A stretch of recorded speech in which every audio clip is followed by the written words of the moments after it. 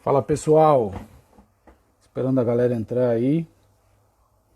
Hoje a gente tem uma live legal demais. Já começamos ontem, né, com essa ideia, a interação entre modalidades. A gente vai falar um pouquinho, interagir um pouquinho entre rugby e vôlei. E hoje a gente tem um parceiro especial aí, o treinador Luiz Omar do Osasco. Vai ser um papo muito legal aí, falar um pouquinho da história da carreira aí. Aí tá chegando.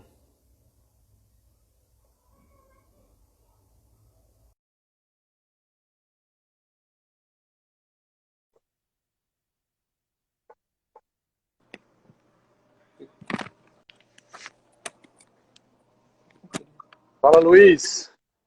Fala, Fernando. Tudo bem, cara? Tudo bem? Bom, vamos bater um papo aí legal, hein, cara? Não, que bom. Primeiro, obrigado aí pelo convite. Espero que a gente consiga passar aí para a galera as particularidades dos dois esportes que a gente ama tanto, né? Eu com voleibol e você com rugby aí. E está sendo uma oportunidade de conhecer também o seu esporte aqui. E como, como treinador, eu vou fazer algumas perguntas aí por não conhecer a Boa. modalidade. E peço aí que os apaixonados pelo rugby não fiquem chateados comigo, mas são perguntas. Tenho certeza que você pode ter certeza que a partir de hoje eu sou um grande fã do trabalho de vocês, vou acompanhar de perto tudo que é feito aí no seu esporte. Legal, Luiz, legal. Só para gente, para te apresentar aqui, na verdade, eu vou me apresentar rápido, né? A gente está falando aqui do Instagram da Brasil Rugby. Eu sou hoje head coach da Seleção Brasileira Masculina de Rugby. Meu nome é Fernando Portugal. Queria me apresentar para a galera aí. Deve ter um pessoal do vôlei entrando também para te acompanhar aqui. E Luiz, queria que você se apresentasse também, cara. Falasse um pouquinho de você, da sua trajetória aí, para a gente mergulhar um pouquinho no universo do voleibol e também aproveitar todo o conhecimento e a trajetória do vôlei para ver se a gente pode pegar um pouquinho de experiência e trazer para a nossa modalidade, né? Ó, então, para a galera do rugby aí, meu nome é Luiz Omar de Moura, sou professor de educação física, com especialização em voleibol. Fui um atleta de voleibol mediano, mas extremamente esforçado. Acho que assim é a história de quem vira técnico. No seu caso, não, que eu fui uma grande estrela aí do rugby, estava vendo o seu currículo aí. Mas no meu Na caso, verdade, na verdade, fui mediano também, cara. Que na minha época, como jogador, que não é tão distante assim, a exigência não era tão alta. Então, eu consegui driblar aí alguns artifícios, né? Dentro do campo. ah, eu conheci, né, o voleibol através de um professor de educação física na Escola Estadual em São Caetano do Sul. E foi na década de 80, naquele momento que o voleibol teve a grande transformação, Fernando. Então, junto com a transformação do voleibol, eu fui sonhando, porque Claro. jogava voleibol e comecei a ver, né, as grandes conquistas do voleibol brasileiro, com a geração de prata. Tive a oportunidade, na Faculdade de Educação Física em São Caetano, na FEC do ABC, conviver com as grandes estrelas daquela geração, né, que faziam educação física. Então, aquilo ali diariamente era uma vitamina aqui para o meu sonho, né? Aquilo ia me abastecendo. E hoje, acho que nem assim, nos meus maiores sonhos, eu não imaginava que eu poderia viver um dia de voleibol, dirigir uma grande equipe como o Osasco, ser treinador da seleção brasileira, ser treinador de uma seleção estrangeira que eu tive a oportunidade de dirigir o Peru. Enfim, as coisas foram acontecendo e para mim é sempre assim, eu tento colocar os dois pés no chão e trazer um pouco da trajetória para chegar nesse momento. E eu acho que você Claro. deve passar por isso também, né, irmão? Vocês estão aí na passagem. Então, eu acho que, na verdade, é muito parecida a trajetória, agora, só que momentos diferentes, né? A gente está aí alguns anos atrás, ainda buscando uma geração que que pensar no rugby feminino, no masculino, a geração que produz realmente resultado esportivo e que começa a te dar uma perspectiva maior do que o Brasil pode ser, é essa que a gente está vivendo hoje. Então, realmente, quando você fala dos melhores sonhos, eu, sem dúvida nenhuma também, quando eu coloquei a cabeça no travesseiro e sonhei pelo rugby do Brasil, muitas das coisas que a gente teve de conquista nos últimos anos, eu não passava pela minha cabeça. Mas a gente ainda está vivendo essa estrutura de grandes conquistas esportivas e o reflexo do que isso pode causar na modalidade de uma maneira geral, né?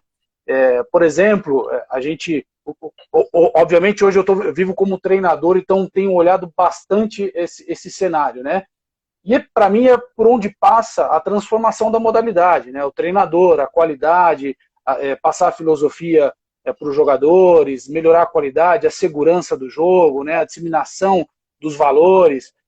E a gente ainda, como é um esporte com estrutura amadora dentro da comunidade do rugby, então a gente não tem grandes clubes profissionais, a gente ainda sofre um pouquinho na capacitação desses treinadores, né?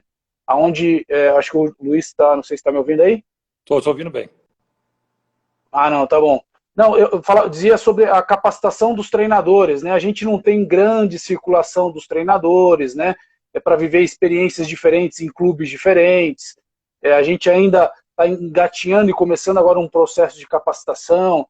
E daí, eu queria, na verdade, trocar figurinha um pouquinho, te ouvir e depois contar o que a gente está fazendo hoje, mas entender como é que funcionou isso na sua trajetória.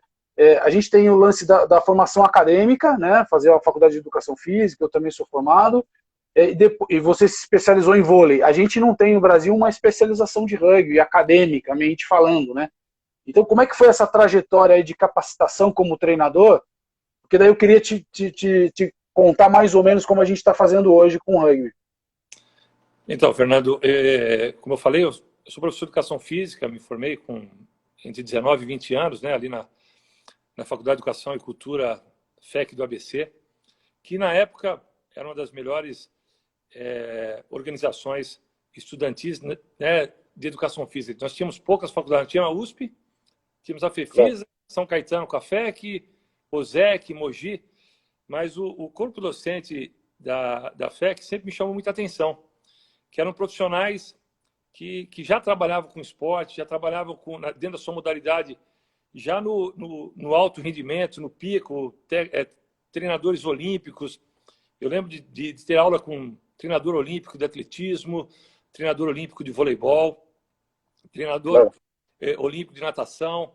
Então, e ali você já começou a entender que para seguir algo além do lado do atleta, você tinha que correr atrás, né? Porque eles já mostravam o que estava acontecendo no mundo, e eu sempre fui um cara muito concentrado nisso, né? O que eu podia sugar dos meus professores de história, das viagens, do que estava sendo feito, de modelos de treinamento, em outras modalidades também. Mas até virar treinador, né? Eu passei, acho que em todas as fases de educação física. Eu dei aula de natação, dei aula em escola, né, para a primeira e oitava série, na época, primeira e oitava série, então eu dei educação infantil, dei aquele hoje ensino médio, trabalhei em hotéis, né, esse pessoal que está assistindo aí, eu era aquele cara que, para ficar num hotel bacana, eu me inscrevia para ficar durante as férias sendo monitor ali de alguma atividade esportiva, normalmente era voleibol. Então, claro, isso acontece muito. Era uma maneira de ter um pouco mais, eu sou de uma família pobre, então ter um pouco desse contato com coisas que para nós era como um sonho, né? Então era aquele babaca que chegava cedinho lá no café da manhã e falava assim: ei, quem vai jogar vôlei de areia? E o pessoal olhava com aquela cara de sono e aparecia 2, 3 gatos pingados lá, mas ao mesmo tempo era uma maneira, ajuda a formar, né? Era uma maneira de exercitar. Ajudou a te formar. Exercitar uma voz de comando, um poder de convencimento. E no final, eu sempre tinha lá um grupo bacana fazendo vôlei de areia, fazendo as atividades que eram propostas. Aí, paralelamente, eu fiz a especialização em voleibol na FIFISA, com 2 mestres, Moreno e Albertina, 2 pessoas. Legal. Isso, por exemplo, a gente não tem possibilidade de realizar no rugby, né? A gente precisa buscar conhecimento realmente fora. E aí, outro E lado o Brasil no vôlei... é tentar, dentro das possibilidades, né, participar do maior número de congressos. Na época, né, nem sei se ainda existe hoje, tinha em Poços de Caldas o ENAF, então eu fui algumas vezes, me matriculava em voleibol, mas me matriculava em preparação física, em alguma outra cadeira ali que pudesse me acrescentar na formação. Hoje, a Confederação Brasileira de Voleibol, ela ministra aí cursos, né, de níveis, né? Então, você faz um curso de 1 semana com profissionais, você ganha aí o diploma e o título de nível 1, nível 2, nível 3, e a confederação exige, né, para as competições que você tenha o nível 3 ou nível 4. Né? Eu não sei ao certo, mas você não pode simplesmente hoje atuar se você não tiver, né, ter feito esse curso, ter conseguido essa graduação. Mas eu acho que o mais importante, né, nesse momento aí que você está falando aí do rugby é compartilhar conhecimento, né? Exato. De alguma maneira a gente tem que trazer os profissionais. O voleibol a gente conseguiu na base trazer os profissionais para perto, né? Eu falo muito. Claro, a gente... Pode falar. Não, é que a gente, na verdade, está vivendo sempre alguns passos atrás, mas acho que numa linha de raciocínio bem adequada, assim, pelo que eu estou vendo da trajetória do vôlei, né? Bom, a gente identifica que a gente precisa formar grandes treinadores. Obviamente, hoje a gente não pode obrigar um curso que realmente a gente não disponibiliza para que ele atue nas equipes. Então, a gente vai com a legislação brasileira, então que tem o CREF, que seja formado em educação física, mas a gente não tem um curso.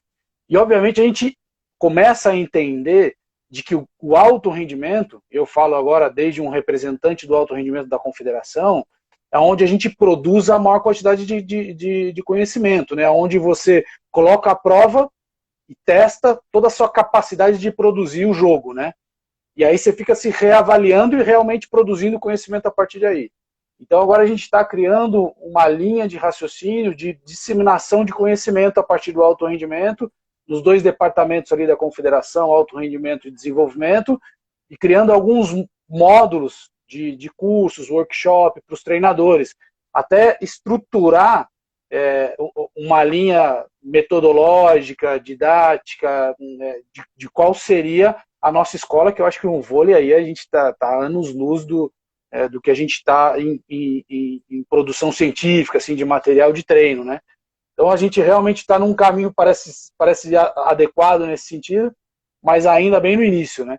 E o legal é identificar realmente que passa pela formação do treinador, né? A gente precisa dar conhecimento, porque senão o jogo não melhora. Né? O Mauro aqui mandou a mensagem aqui, é nível 3 internacional.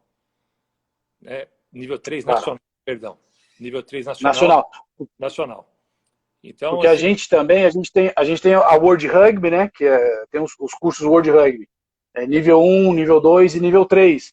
Que vem de uma linha de raciocínio World Rugby, que é a instituição máxima do rugby mundial, que não é tão adequada para a realidade do nosso rugby, sabe? Eles têm uma linha mais de método de ensino, né, de como você ensinar o rugby, e menos de conteúdo.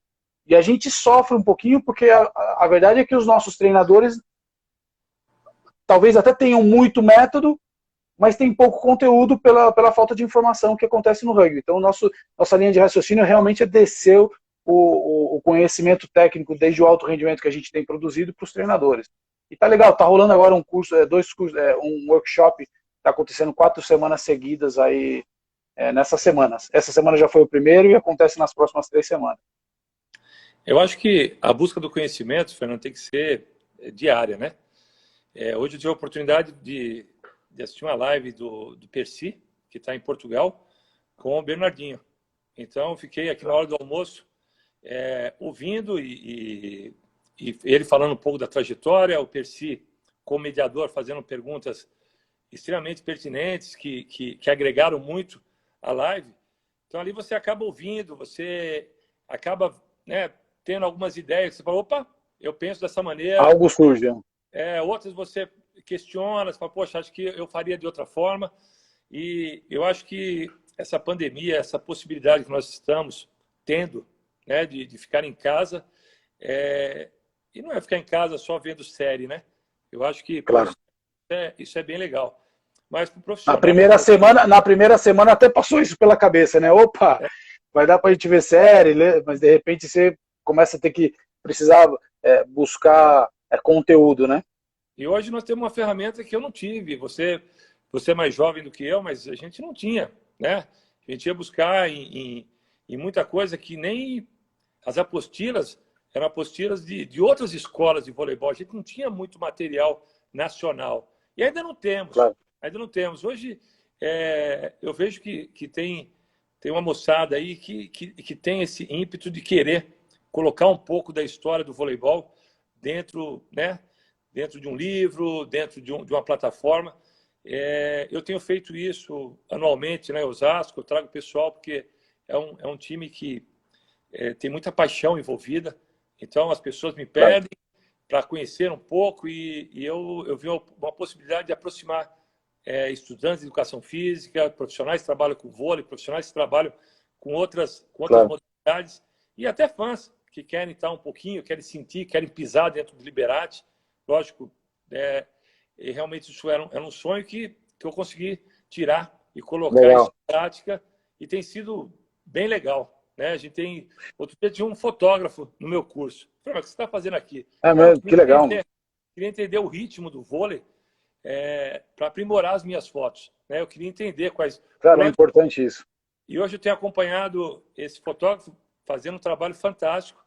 Né? Um cara que faz muito mais pelo coração, mas que foi buscar dentro de um curso. Então, você vê o tanto que a gente pode atingir. Né? E hoje, você com toda essa tecnologia, o quanto tem muita coisa para fazer. Então, sai um pouco, principalmente os estudantes, aí o pessoal que gosta de vôlei, que gosta de rugby, sai um pouco aí das séries, né? E procurar, né? Procurar que sempre é bom ouvir, é sempre bom estudar. Eu tinha um treinador que me falava algumas coisas que eu guardo, né? Na época nem tinha essa tecnologia, mas ele falava muito do computador. Você compra um computador agora, daqui a um ano, ele já está ultrapassado. Né? Já tem que atualizar. Tem que atualizar. Hoje, está muito mais rápido ainda. Né? Você compra o que você comprar achando que você está comprando o top, daqui a um mês já tem um outro lançamento, com outra tecnologia. Eu acho que tem que ser assim. Nada que você fez te garante que você vai conseguir ter o mesmo sucesso. Então, você está sempre em busca de conhecimento. E, ô Luiz, cara, pra galera do rugby aí, cara, tem uma galera que é fanática pelo desenvolvimento no que diz respeito às categorias de base, trabalhar com as crianças. O rugby tem um lado bastante de trabalhar os valores, de formar cidadãos, e tem uma galera fanática. A gente, desde o alto rendimento, de repente começou a circular nele mesmo o alto rendimento, produzir resultado e recurso para ele mesmo, e a gente está entendendo que a gente precisa realmente devolver, que sem uma cadeia que se retroalimenta na formação de jogadores, a gente não chega. Né? Eu tenho uma geração vitoriosa, um Guga, né, no tênis, e se eu não trabalho na formação, eu não vou encontrar mais Gugas no meio do caminho. Né? Com certeza. Então a gente hoje começa, desde o alto rendimento, a entender isso.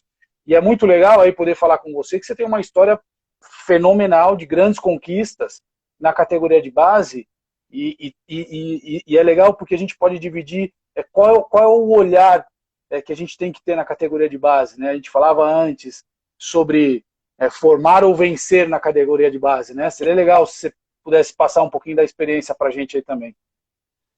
Foram 15 anos aí dirigindo as seleções de base do vôlei brasileiro. Um trabalho que, para mim, eu guardo um espaço com muito carinho no meu coração, porque além do sonho, né, de um dia participar dos Jogos Olímpicos, de participar de uma Olimpíada, eu acabo tendo essa realização com as meninas que chegaram muito novas na seleção e hoje são campeãs, bicampeãs olímpicas. Isso acaba sendo muito gratificante. Eu costumo falar muito, né, quando vou falar com jovens treinadores ou com quem trabalha na formação, que você tem que ter muito claro onde você quer chegar, né? E tem um ditado aí que é mais ou menos assim, né? Se você não tem muito onde você quer ir, qualquer caminho te leva, né? Você não sabe para onde você quer ir, o caminho aí resolve o seu problema. Então, em algum lugar chega. Na base, você tem que ter muito claro, né, o que você quer fazer.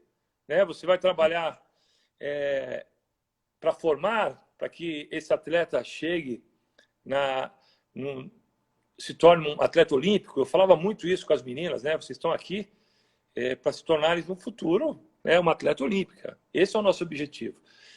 Paralelamente, quando você trabalha com formação, você tem que trabalhar a pessoa.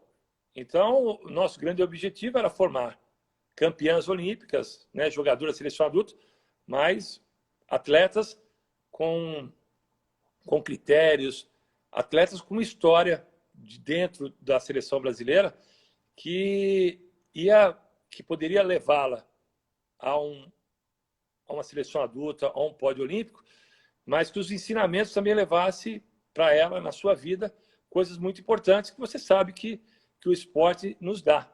Né? Os valores do esporte, muita gente ganha dinheiro com palestra do lado esportivo, porque o pessoal vem buscar. Eu estava falando com meu filho outro dia, ele ia para uma entrevista, claro. Filho, você foi atleta, né? Você tem muito conhecimento e muito o que as pessoas buscam, que é responsabilidade, pontualidade, liderança, saber trabalhar em equipe. São valores que só o esporte dá. Então, para a galera aí que está ajudando a tornar o rugby conhecido, você tem que ter primeiro um poder de convencimento muito grande. No voleibol, em algum momento, a gente não precisava disso, Fernando, porque o voleibol estava dando muito resultado. Claro. É como você falou do Guga, né? O Guga, todo mundo queria jogar tênis naquela época. Assim, aparece claro. Fenômeno, as crianças acabam querendo fazer. O voleibol, pelas conquistas, por estar sempre no pódio, por estar sempre na televisão, muita gente queria. Nos últimos anos, o poder de convencimento da troca da bola pela tecnologia, para mim foi assim, eu peguei o finalzinho, eu saí da seleção em 2015, mas isso era muito difícil, porque para nós não era. Né? Hoje eu estou aqui de quarentena, eu pego meu filho, vamos na garagem arremessar, porque ele quer jogar handebol, tem 11 anos, vamos correr um pouquinho, vamos dar uma caminhada, vamos fazer exercício aqui. Parei, na hora que eu olho para ele, ele já está na frente do videogame. Deve estar agora no videogame, a gente estipula. Claro, sem dúvida. Mas o convencimento da bola de voleibol era muito, muito mais fácil. Imagino, para vocês, o convencimento do esporte que não é tão popular. Peço desculpa quando falo assim, porque eu acho mas que é verdade, é verdade. Essa é a realidade. Então, os formadores, os caras que vão colocar a sementinha dessa paixão, os caras têm que também ter essa paixão. Essa paixão que eu vejo no seu olhar, Fernando.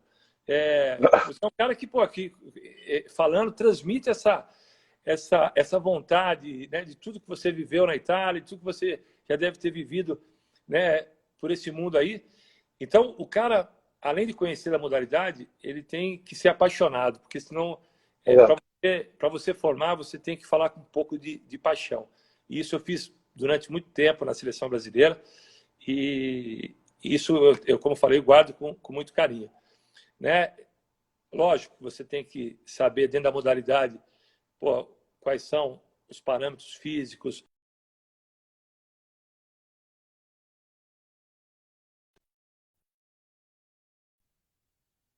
O que... Está me ouvindo? Tô sim. Por exemplo, para você formar um levantador ou uma levantadora, que eu não sei no rugby qual posição seria. Né? Eu sempre procurei meninos, meninas, jovens que têm aquela sagacidade em qualquer proposta que você faz de trabalho.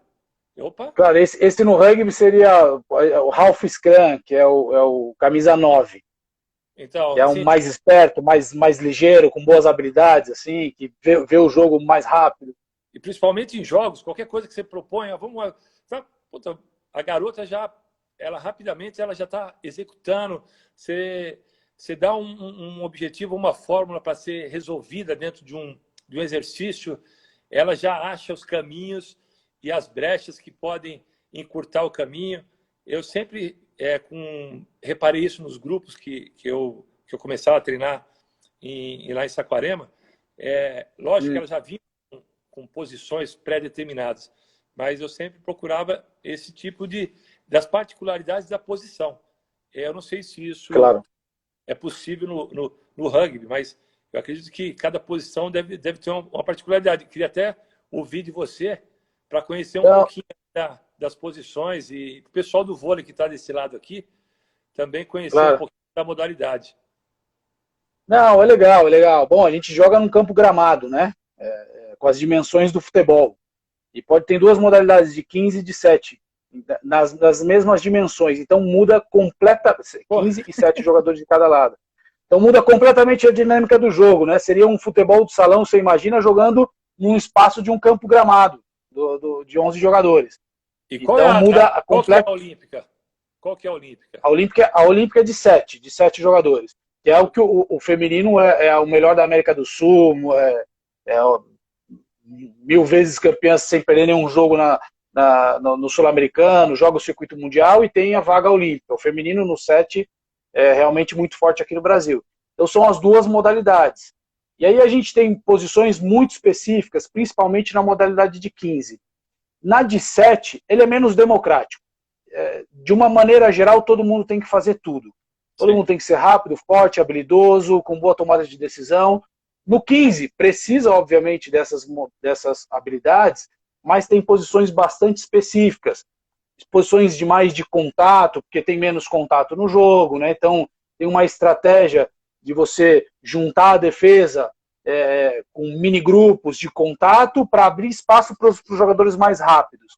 Então, esses jogadores que fazem parte da captação da posse de bola, que cobram uma cobrança de lateral, que a gente vê, né, que no rugby levanta o jogador lá em cima, ou que cobra a cobrança de falta, que através do scrum, quando acontece uma falta, a bola cai para frente, porque não pode passar a bola para frente, um passe para frente, ou alguma irregularidade que aconteça que o jogo precisa se reinicia a partir de um scrum, que é 8 jogadores de cada lado que se entram em contato, mais ou menos parecido com aquele início do futebol americano, quando vai lançar a bola para o quarterback, e ataque e defesa se encontram. Mais ou menos parecido com aquilo. Então ali a gente precisa realmente de jogadores com muito mais condição física, de impacto, de tração, de força, que aguentem aquela pressão para a gente captar a posse de bola. Depois, com o espaço do campo, a gente precisa de jogadores mais rápidos, mais móveis. Então muda demais a característica. A gente tem no mesmo time um jogador de 120, 125 quilos e um jogador de 70, 75. Que vez ou outra se encontram. Então, se o de 75 tem a bola na mão com espaço, ele vai ter vantagem. Se ele não tem espaço, ele sofre. Então, é uma dinâmica bastante legal. E depois tem jogadores que conectam essas duas facetas do jogo. Os mais pesados com os mais leves. São jogadores que leem, que são mais habilidosos, que tomam decisão, que tem um mapa da estrutura de jogo dentro da cabeça. Então, é um universo muito complexo ali dentro. E daí no processo de seleção é difícil, porque você vai ver um menino mais ágil ali na categoria de base. Pô, esse é bom. E talvez aquele que depois vai ter muita atração no jogo adulto, ele não se destaca, porque ainda não tem um instinto de carregar a bola para frente com força e tal. Então o processo de seleção ali, a gente acaba selecionando sempre os mais habilidosos, rápidos, ágeis, e no final a gente precisa de todos os outros na construção de uma equipe. Então esse olhar a gente precisa ter, e hoje a gente consegue já, com alguma experiência, e obviamente trazendo recursos de fora, de padronizar isso. Então o que a gente quer ver dentro de um jogador, né? Como é que ele tem que se comportar, dentro do comportamento que a gente espera, tecnicamente, o que a gente quer ver dele de comportamento, fisicamente, e assim por diante. Mas é apaixonante, né? A agressividade é um parâmetro na base assim, para ser escolhido? Porque é um esporte de contato? Pode ser, pode ser. Na verdade, a gente parte um pouco para essa análise, é um processo que a gente está produzindo agora, com todo o nosso staff do alto rendimento, a partir do princípio de jogo. Então, por exemplo, um primeiro princípio, quais são os princípios de jogo, né, do rugby? Primeiro, pontuar, passa por aí o jogo, né? Depois, a construção do ponto, os princípios que a gente fala é avançar, você precisa avançar no campo, porque é um jogo de ganho territorial. Aí você precisa apoiar, porque avanços sem apoio, você acaba perdendo a posse de bola, porque você coloca ela em disputa, perde a posse de bola e perde o avanço. Então você precisa apoiar, você precisa manter a continuidade do jogo. Então continuidade é um princípio do jogo. Manter a pressão é um princípio do jogo. Então a gente hoje procura olhar isso. Então se o menino pega a bola e corre para frente, independente de qual jogo a gente está jogando, se a gente está jogando rugby, basquete, nos processos seletivos que a gente faz, se ele pega a bola e quer avançar ou quer ir em direção à área de pontuação, a gente antes talvez chamasse isso de atitude, de agressividade. De repente a gente coloca isso como um princípio avançar. Esse menino ele quer avançar no campo. Obviamente, se tem defesa e ele tenta avançar sobre a defesa, vai gerar ali algo de agressividade para conseguir avançar. Mas tá auxiliado no princípio, sabe? É esse tipo de mecânica que a gente está querendo criar para como é que a gente vai olhar o menino, entendeu? Então, se ele apoia, se ele dá continuidade no jogo, quando tem alguém melhor posicionado que ele passa a bola, sabe? Se não é um menino que fica ali, ou um menino, uma menina parada esperando a bola, mas que ela vem apoiar. Então a gente está partindo assim, entendeu? Então a agressividade, para mim, entra dentro do princípio de avançar.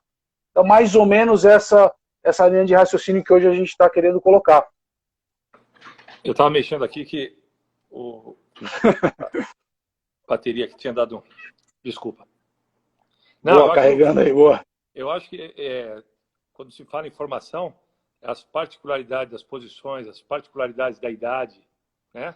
Cognição, tem muita coisa aqui que tem que ser colocado na mesa aí na discussão e principalmente no planejamento, a história, né, de qual caminho seguir. Não dá para na formação você não ter um caminho. No voleibol, eu tive num primeiro momento, nós técnicos da base, a gente tinha dificuldade de chegar para um treinador de base, né, e falar para ele que ele tinha que trabalhar com aquela menina que era maior, né, mesmo que ele não ganhasse o campeonato. Muitos falavam para mim, pô, Luiz, mas se eu não ganhar o campeonato, eu sou mandado embora. E aos poucos a gente foi mostrando a importância da detecção desse talento. Ele precisava entender, eu lembro que tinha uma história que eu contava muito, né? Eu tinha vários olheiros pelo Brasil, e o cara, quando ele é técnico, ele fala com paixão, como eu falei, né? Então, muitas vezes o cara ligava para mim e falava assim, Luiz, eu tenho uma menina aqui, né, em determinado estado, ela tem 1,82 m, eu com 14 anos, com 13 anos, né, salta, pô, sabe, dá manchete, ó, onde você colocar ela para jogar, ela vai jogar. Ele falava tão bem que eu estava quase contratando para o Osasco. Então, né? E muitas vezes a gente ia pela indicação e a menina chegava, a gente mandava, a confederação mandava lá a passagem para a menina, e aí quando a menina chegava lá em Saquarema, eu ficava procurando aquela menina de 1,32 m e tal, e eu ligava para ele e falei, professor, pô, a menina tem 1,68 m. Aí ele fala assim, poxa, Luiz, ô Luiz, você tá muito exigente, hein? Porra, né? Eu falei assim, poxa, mas você falou que tinha 1,82 m. Ele falou, mas 10 centímetros, professor, né? Um pouquinho mais de 10 centímetros aí. Eu falei, não, mas isso tem um peso muito grande. Então, por quê? Porque ele falava pelo amor que ele plantou, e realmente a menininha, né, tinha habilidades para a sua comunidade que fazia com que ela fosse a melhor. E aí, né, conversando com o coordenador, na época o Paulo Márcio, nosso coordenador da confederação, junto com o Percy, com o Marquinhos, com o Rizola, a gente viu a necessidade de trazer os treinadores para perto, né, do que a gente tinha como parâmetros internacionais. E, de alguma maneira, a gente começou a premiar esses profissionais que trabalhavam na linha, né, da seleção brasileira, que se dedicavam, que colocavam a menina grande, que faziam trabalho mesmo não ganhando o campeonato, né? A gente trazia para ficar uma semana fazendo estágio com a gente, acompanhando. Eu, com todos Claro. os meus títulos mundiais, eu sempre citei os treinadores das meninas, mandava uniforme, mandava alguma coisa que fizesse com que ele tivesse, que eu dividisse a conquista com eles. Então, assim, é um trabalho Claro.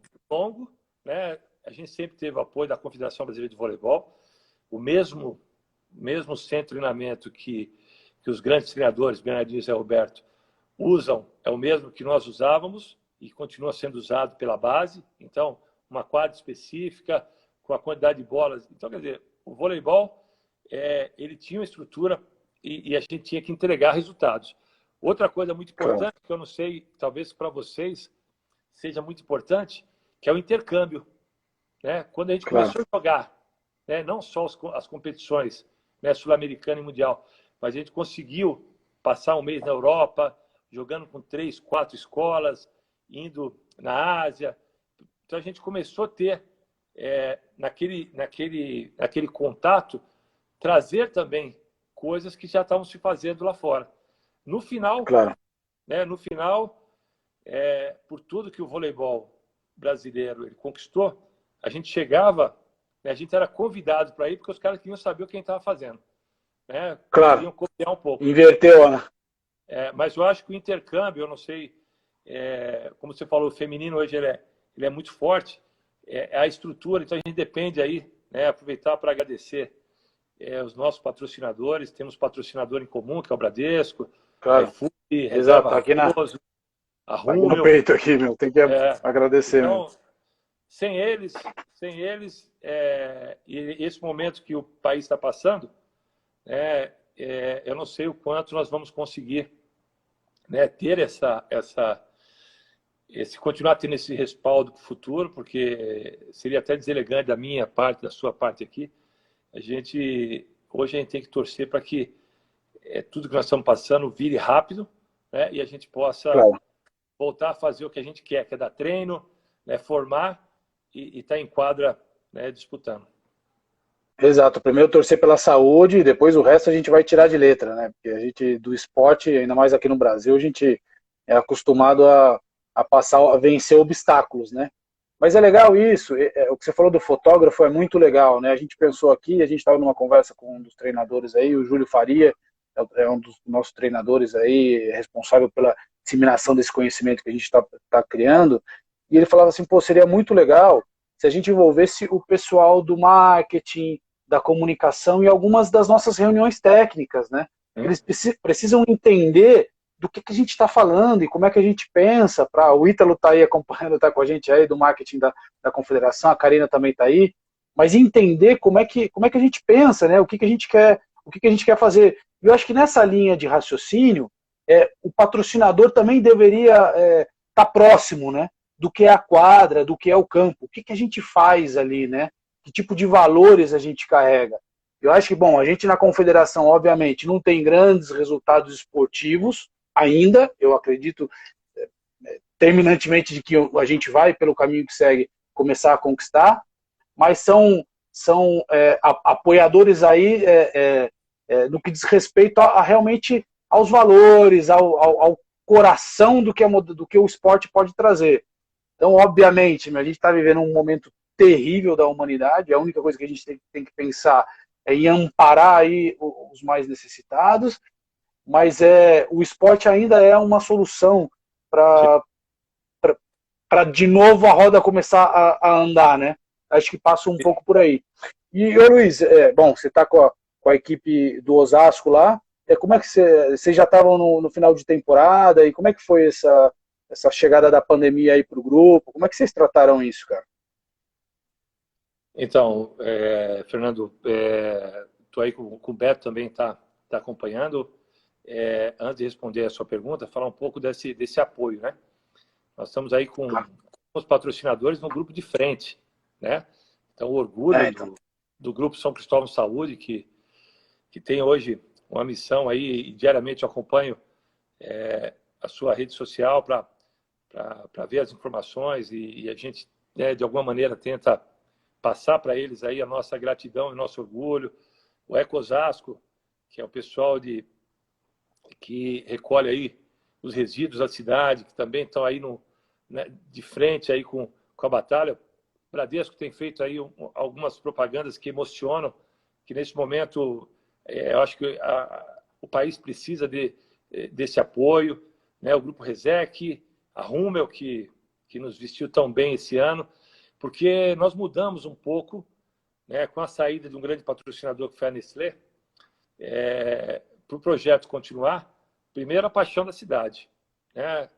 E a iniciativa pública, né? O prefeito nos ajudou abrindo portas e mostrando, né, oportunidades para que eu pudesse falar do voleibol. Mas não dá para fazer um time como o nosso sem o apoio. Mas como você foi muito feliz quando você falou, o esporte ele vai ser uma ferramenta muito importante, né, quando voltar. A gente estou muito preocupado, né, principalmente com os jovens,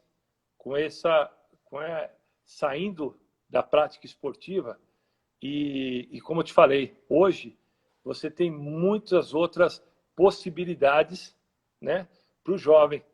Então, meu filho estava começando a se apaixonar pelo handebol. Será que depois de praticamente 2 meses, aí, quando ele voltar, será que ele vai estar com aquela pegada? Ou o que está acontecendo hoje? Então, a gente tem que estimular e nós, profissionais, vamos ser muito importantes, né? Porque saúde, né? Não só na prática de alto rendimento, mas na formação, mas na saúde da população. O que vai mudar na cabeça, e eu acho que o esporte é uma ferramenta fantástica para quando a gente puder sair com o caminho certo, né? Sair para dar valor a coisas que estavam passando desapercebidas na nossa vida. Eu tenho tentado com a minha família ter uma rotina que eu tive muito com a minha família, né? De almoçar junto, jantar junto, de só poder sair da mesa depois que todo mundo terminar. E fazia muito tempo, né? Na nossa correria, cada um chega, cada um come numa hora, e a gente vai se reunir no final de semana, e o final de semana todo mundo cansado e com a preguiça danada, cada um na sua televisão. Então hoje a gente tem feito coisas que eu quero, após essa pandemia, a gente voltar e dar continuidade.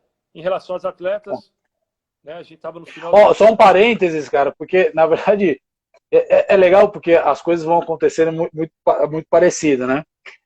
Em relação à modalidade e à vida pessoal também, porque a gente está vivendo um pouco isso aqui, né? Primeiro, para manter, eu tenho um filho de 6, uma de 3, e para manter eles quietos na mesa comendo só com o celular. E daí a gente tem uma mesa na sala onde tem a televisão, na sala de jantar tem a televisão da sala ali. Então a gente, em geral, comia ali, né? Então, quando acontecia de comer junto, a família toda junta, a gente comia ali na sala e a televisão sempre ligada. E aí a gente, no começo dessa pandemia, eu e minha esposa compramos um quebra-cabeça de, sei lá, 2.000 peças, 4.000 peças. E começamos a montar na mesa da sala. A gente falou, opa, aqui não dá mais para comer. Então a gente foi para uma mesinha que tem pequena na cozinha e começamos a comer lá. E aí meu filho, de 6 anos, desenhou um celular, fez um corte no meio e um círculo em volta. Ele falou, pai, aqui está proibido o celular. E colou na parede da mesa da cozinha. Então a gente já passou a comer na mesa da cozinha juntos, sem celular, e aí você vê o desenvolvimento deles é diferente, porque ele interage, aí ele começa a contar coisas que normalmente não contava, né, porque estava no celular e estava de saco cheio, porque, não, como é que foi a escola? Sei lá, pai, quero ficar aqui no celular, né, não quero conversar agora. Então realmente mudou o nosso relacionamento em família a partir disso, né? E é legal, a gente, aconteceu por acaso, não é que eu falei, agora vamos comer juntos e não tem mais celular.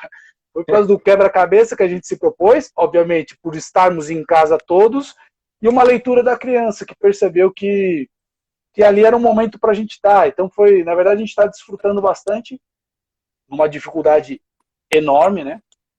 No que diz respeito aos afazeres da casa, a gente se Sim. reinventar como profissional, né? Que a gente está precisando aí criar coisas para produzir conteúdo, trabalho, fazer. Então a gente está, às vezes, trabalhando muito mais do que trabalhava antes.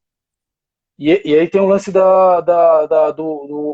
currículo escolar das crianças. Meu filho está no início da alfabetização e tem algumas aulas, tem aulas online todo dia. Então é um negócio terrível. Minha esposa trabalha de manhã, então eu fico com as duas crianças de manhã, meio que cuidando para que ele faça a aula. Depois a minha filha ainda tem, a de 3 anos, tem as coisinhas dela. Eu tenho que fazer o trabalho e cara, tá uma loucura, mas tentando enxergar o lado positivo disso, que é realmente viver em família, né? Entender e aproveitar o desenvolvimento dos filhos, né? A gente que vive de esporte está sempre viajando, sempre fora, finais de semana, à noite e tal. A gente fica meio fora, então bom, é legal entrar nesse tema, que eu acho que é um pouco que todo mundo está vivendo, né? E é um olhar de como é que a gente pode ver com os bons olhos, como oportunidade esse momento, né? Em família. Sim. Desculpa que eu estou mexendo aqui na câmera, que está dando um sinal que Tá bom. Que não está carregando. Como eu falei, tem uma oportunidade aqui boa para mim. Estou melhorando muito na tecnologia, Fernando. Eu também. Porque as possibilidades estão surgindo e você tem que ter... Né, segunda-feira volta à escola do meu filho. Então a gente está montando aqui toda uma estrutura para que ele tenha... Ele ficou um mês de férias para ter aula online. Então já vai começar o bicho pegar aí. Deixa eu te fazer uma pergunta. Né? Agora... como fã do esporte e agora querendo ser, né, conhecedor aí um pouco do rugby. Eu vi, estava lendo hoje, tem uma vitória aí de vocês que acho que marca o trabalho da seleção masculina, que foi contra a Argentina, né? O que isso representou? Eu vi que tá no portal de vocês e para nós no voleibol foi a vitória do Brasil contra a União Soviética em 80. Ali, né, mostrou que a gente podia. Isso, para vocês, realmente é um marco? A gente venceu nas duas modalidades a Argentina, no 7 e no 15. Né? Em 2011, a gente vence a Argentina no 7, pela primeira vez. A Argentina, naquele momento... Ali eu estava como jogador em 2011, sim, da seleção do 7.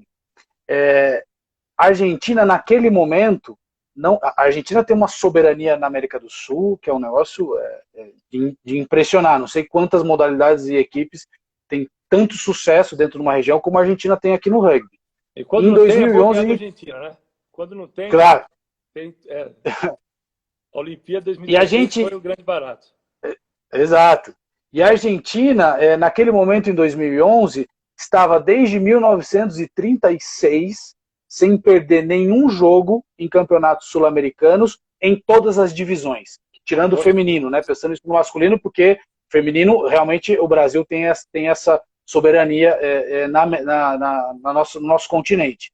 E a gente, em 2011, ganha. E ali marca também uma mudança do cenário, sabe? Ali começa Jogos Olímpicos e tal, e a gente...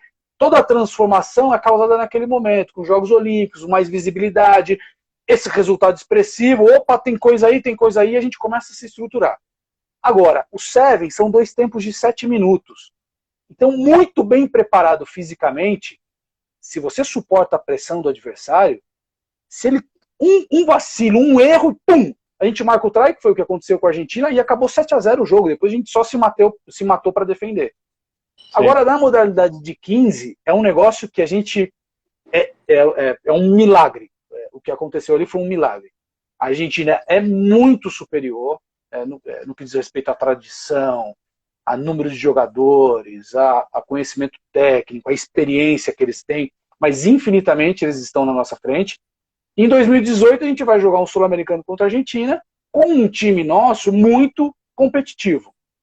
A gente já tinha montado o nosso sistema de alto rendimento, treinava bem, os caras se sacrificavam e tal, mas até aí ganhar um jogo de 2 tempos de 40 minutos, aí não é só um erro do adversário e uma defesa boa. Aí você precisa se manter equilibrado, técnica, física e mentalmente dentro desse jogo, 80 minutos. E aí, no rugby a gente fala que não tem muita zebra. Em geral, o melhor ganha. E a gente vira um jogo que estava 31-0 para a Argentina no primeiro tempo, e a gente vira 33-31 no segundo tempo, e é um negócio histórico. Nesse ano a gente sai campeão sul-americano, e em todas as edições de campeonato sul-americano de adulto principal, masculino, a Argentina só não ganhou as que ela participou, que ela não participou. A Argentina tinha ganhado até aí todos os jogos sul-americanos da categoria, em todos os tempos. E uma vez ou outra ela não participou, e aí o Chile ganhou, o Uruguai ganhou. E a gente nesse ano é campeão sul-americano, então foi realmente uma bomba essa conquista do Brasil. E obviamente, né, a gente hoje se olha para trás, não sei o quanto quem viveu aquela geração de vôlei conseguiu ver aquilo naquele momento, o que aquilo poderia impulsionar a modalidade. E eu falei muitas vezes, a gente ainda não tem noção do que aconteceu. Acho que eu imagino que a modalidade vai se desenvolver, ter sucesso, e lá na frente a gente vai falar, caramba, foi aquela vitória, né, que impulsionou toda essa monstruosidade que hoje é o vôlei do Brasil, né? Posso fazer uma pergunta? Manda. Se você não quiser falar, o que é que você falou no vestiário lá, entre o primeiro e o segundo tempo? Não, então,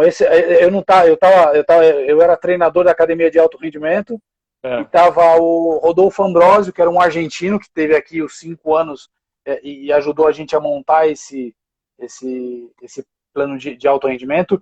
Mas na verdade, né, obviamente a gente se falou e sabe, ele foi tranquilo, sabe?